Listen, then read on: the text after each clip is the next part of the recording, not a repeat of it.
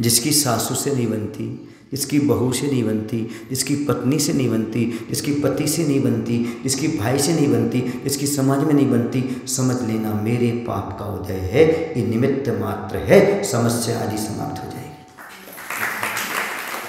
कर्म सिद्धांत को समझो। जो मुझे मिल रहा है इसके पीछे कर्म है, ये तो मात्र महज एक निमित्त बना हुआ है, संयोग बना हुआ है। ऐसा भाव जहाँ आ जाएगा वहाँ पर मैं कहता हूँ सामने वाले के प्रति सिंपैथी आ जाएगी, सद्भावना आ जाएगी। तो सद्भावना आते ही सामने वाले का टेम्परेचर डाउन हो जाएगा, डाउन होगा थोड़ी थोड़ी बनने लगेगी, और तुम भी अकड़ो वो भी अकड़ो, ऊपर कैसे बनेगा। तो ये कर्म को समझो, वो सोचो, वो विचार करो। उस समय थोड़ा प्रथमानुयोग पढ़ो, रामायण पढ़ो, पद्म पुराण पढ़ो।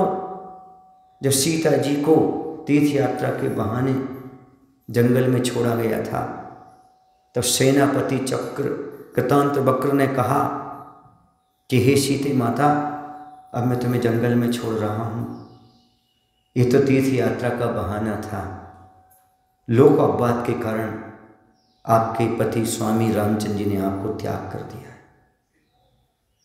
उस समय क्या स्थिति होगी? पति ने भी विश्वास नहीं किया और कोई गलती नहीं है। उस समय क्या कहना था सीता को, लेकिन कर्म सिद्धांत जानती थी।